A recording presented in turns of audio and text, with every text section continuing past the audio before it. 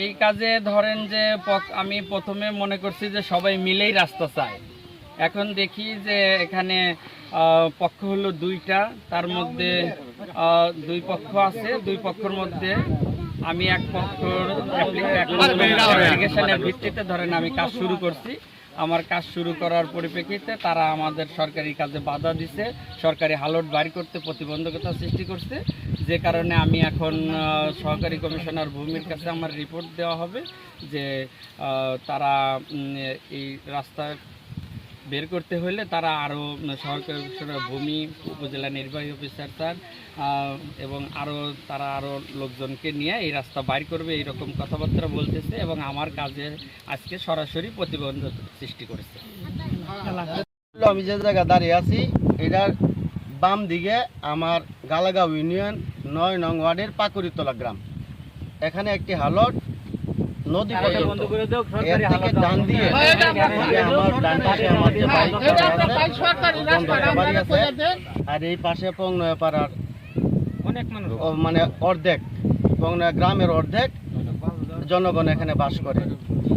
এর সামনে যে একটা রাস্তা, সরু একটা রাস্তা, এটা হলো এই ব্যক্তিগত রাস্তা। আমি এর আগে আমাদের প্যানেল চেয়ারম্যান ইয়াসিন আলী, যে উনি গালাগাঁও ইউনিয়নের দায়িত্ব পালন করতেছেন, উনি একটা প্রকল্প দিয়েছিলেন। আমরা এই রাস্তাটা পাকা রাস্তা পর্যন্ত নিতে চেয়েছিলাম, কিন্তু তাদের ব্যক্তিগত রাস্তা হওয়ার কারণে এই রাস্তাটা আমরা করতে পারি নাই। এই শওকত গ্যাসুদ্দিন খালেক মকবুল তারা আর আমরা এটা ফুল গাওটা আমরা এক দুইটা এই রাস্তা তারা আমরা কিনুন দেয়া যাওয়ার মতো জায়গা নাই। তারা রেঞ্জাত গেলে বাধা দেয়, কদিন পরে ওরা আটকালা গাড়ি ঘোড়া আহিরা এলা, আমরা চলার মতো জায়গা নাই, বন্ধ খোলা খুলে আমরা নামতে যাওয়ার লাগে।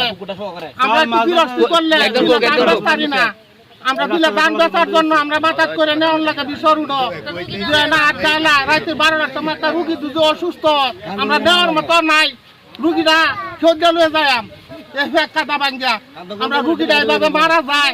তো আমরা একটা কাজকর্ম করতে পারি না, একটা বিয়া দিতে পারি না, করাতে পারি না, রাস্তাঘাট নাই।